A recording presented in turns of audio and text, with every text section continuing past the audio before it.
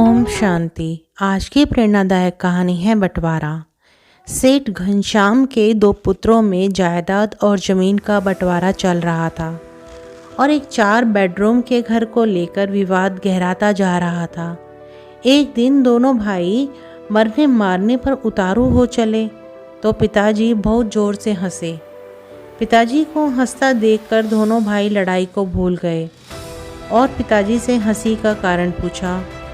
पिताजी ने कहा, इस छोटे से ज़मीन के टुकड़े के लिए इतना लड़ रहे हो? छोड़ो इसे, आओ मेरे साथ, एक अनमोल खजाना दिखाता हूँ मैं तुम्हें। पिता घनश्याम जी और दोनों पुत्र पवन और मदन उनके साथ रवाना हुए। पिताजी ने कहा, देखो यदि तुम आपस में लड़े तो फिर मैं तुम्हें उस खजाने तक नहीं लेकर जाऊंगा और बीच रास्ते से ही लौट कर आ जाऊंगा। अब दोनों पुत्रों ने खजाने के चक्कर में एक समझौता किया कि चाहे कुछ भी हो जाए हम लड़ेंगे नहीं, प्रेम से यात्रा पे चलेंगे। गांव जाने के लिए एक बस मिली पर 2 सीट की ही मिली और वो 3 थे। अब पिताजी के साथ थोड़ी देर पवन बैठे तो थोड़ी देर मदन। ऐसे चलते चलते लगभग 10 घंटे का सफ़र तय किया। तब गांव आया।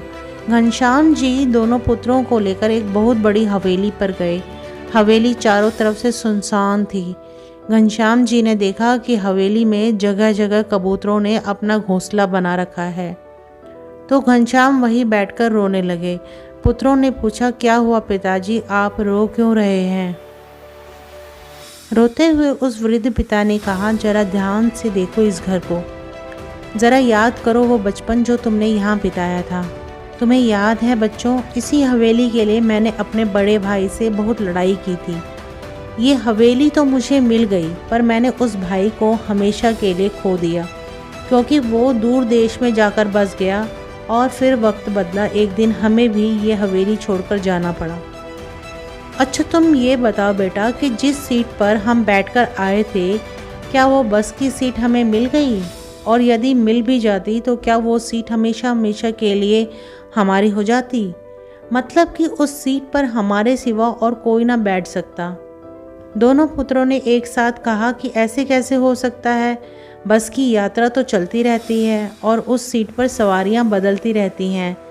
पहले हम बैठे थे, आज कोई और बैठा होगा और पता नहीं कल कोई और बैठेगा। और वैसे भी उस सीट में क्या धरा है जो थोड़ी सी देर के लिए हमारी है?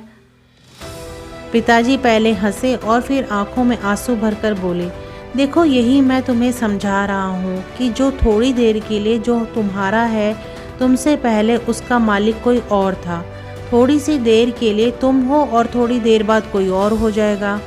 बस बेटा एक बात का ध्यान रखना कि इस थोड़ी सी देर के लिए कहीं तुम अपने अनमोल रिश्तों की आहुति न दे दो।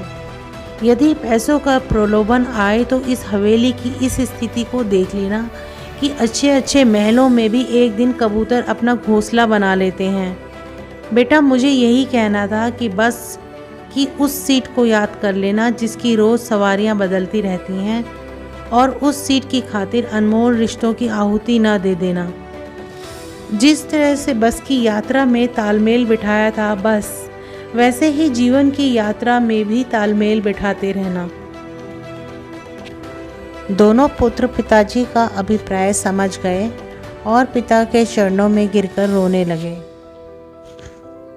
आज की कथा का सार है, प्रिय आत्मीयजनों, जो कुछ भी ऐश्वर्य धन संपदा हमारे पास है वह सब कुछ बस थोड़ी देर के लिए ही है।